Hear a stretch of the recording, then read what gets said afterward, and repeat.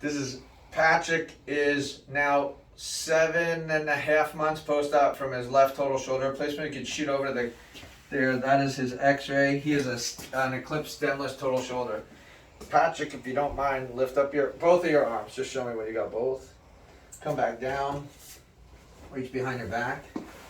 Come up to the side like this. Very good.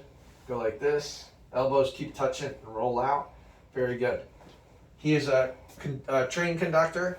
He has to climb up and down with a satchel kind of thing. With a backpack. Sling over his shoulder.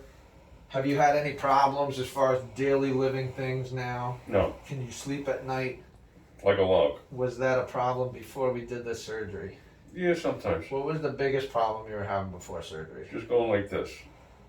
And overall, we took some video of you early on and you seemed like you had a pretty decent recovery.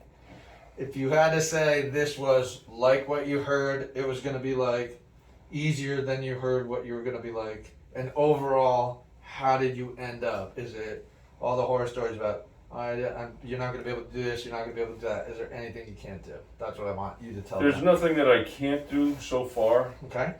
It was a better experience than I was envisioning before I went in. What about pain after the surgery, like the first part? Horrible? Miserable? Not as bad as I was anticipating. Okay. I didn't take much of the medication, just at night.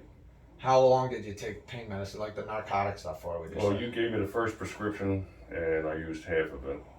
And that's it. That was it. I still got the other half, and you gave me the other prescription. I never used it. We gave him a prescription for 40 tablets of Percocet, so he used a total of 20 for an entire shoulder replacement. And if I remember correctly, you had same-day surgery. Same-day surgery. You were home.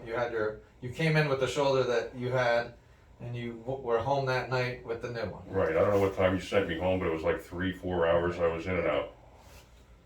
Thank you, sir.